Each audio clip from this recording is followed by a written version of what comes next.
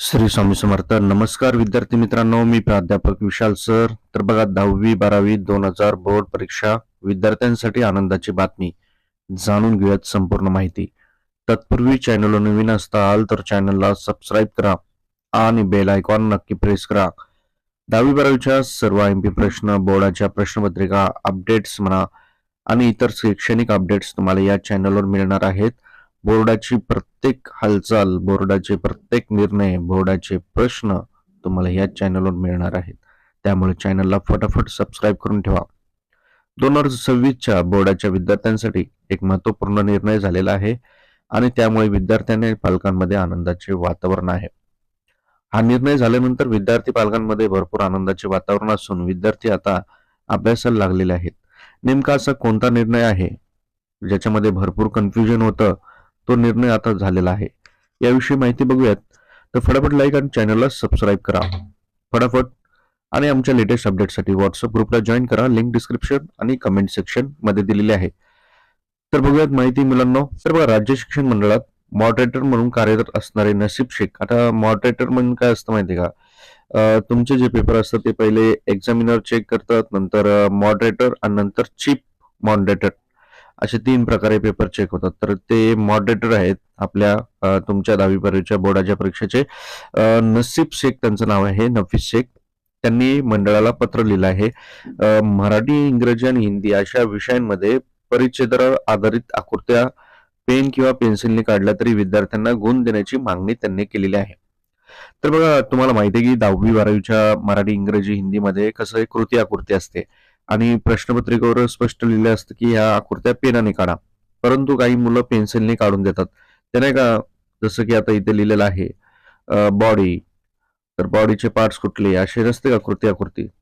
तर हे काय काय मुलं पेन्सिलने काढतात, काही पेनाने काढतात. तर मार्क कसे द्यायचे? नुकसान होऊ शकतं ना. म्हणून आता त्या शिक्षकांनी, मॉडरेटरने पत्र लिहिलंय की तुम्ही याच्याबद्दल जी संदिग्धता आहे ती दूर केली पाहिजे. तर आता बघूयात बोर्डवाल्यांनी काय सांगितलेलं आहे. तर महाराष्ट्र राज्य माध्यमिक शिक्षण माध्यमिक मंडळाने दिलेल्या माहितीनुसार 10वीच्या मराठी, इंग्रजी, हिंदी अशा विषयामध्ये जर तुम्ही आकृत्या पेन्सिल ऐवजी पेनाने काढल्या म्हणून विद्यार्थ्याचे गुण कापू नयेत, अशा स्पष्ट सूचना राज्य माध्यमिक उच्च माध्यमिक शिक्षण मंडळाने परीक्षा विभागाला आलेल्या आहेत. या संदर्भात लवकरच सर्व भाषा विषयांच्या नियामक सभेत सर्व नियामकांना सूचना देण्यात येणार आहेत. त्याचप्रमाणे नियामक आपल्या परीक्षकांना सूचना देतील. म्हणजे तुम्ही पेन्सिलने काढावा किंवा पेनाने काढा, तुम्हाला मार्क भेटणार आहेत. म्हणजे आता इथे तर लिहिलंय, आकृत्या जरी पेन्सिल ऐवजी पेनाने काढल्या तरी मार्क द्यावेत, त्यांचे गुण कापू नयेत. कारण गुण कापलं तर विद्यार्थ्यांचं नुकसान होईल. तुम्हाला काय वाटतं मुलांनो, हा निर्णय योग्य का अयोग्य? कमेंटमध्ये कमेंट करा फटाफट आणि एक लाईक करत चला. आई तुळजाभवानी स्वामी चरणी, ईश्वर नारायण शंकर चरणी, गणपती चरणी माझी हीच प्रार्थना आहे. व्हिडिओला शेअर करणारा प्रत्येक विद्यार्थी बोर्डाच्या परीक्षेत चांगल्या मार्गाने पास व्हावा ही स्वामी चरणी प्रार्थना आहे.